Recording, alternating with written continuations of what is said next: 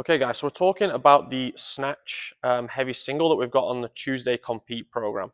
And this information is like, yes, it's about the Snatch session that we have right now, but it's also about in general when I'm putting in building to a technically solid power snatch, like it says here, or it often says build to a heavy single, and in the notes it'll say build to a heavy single, but not to a complete max. We're doing a lot of lifting by feel, and one of the styles that I really like to use at the moment, I think it's very effective, is to build up to by feel to a heavy single for the day in a lift or a complex, and then do drop off sets afterwards. But this is only really effective if you actually listen to the notes and take the advice that I'm giving you, that you're just building to a technically solid rep, something that feels heavy, challenging, but it's not pushing your limits to a max.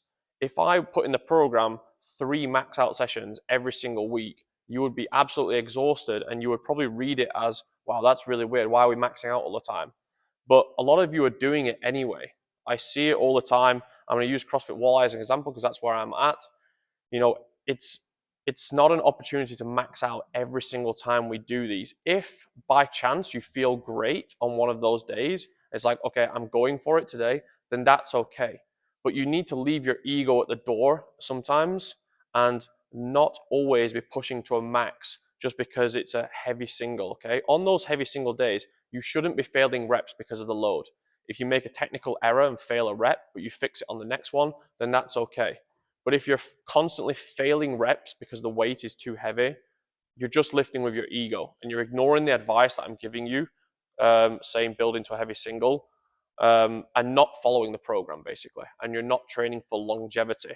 What I want you to be able to do is consistently hit solid numbers, maybe 90 or just over 90%, and be able to do that week on week on week. So when the time comes to go for a new 100%, you're ready for it. But if you constantly beat yourself down with attempts at 100%, 100%, 100%, it's not great for confidence to keep missing reps.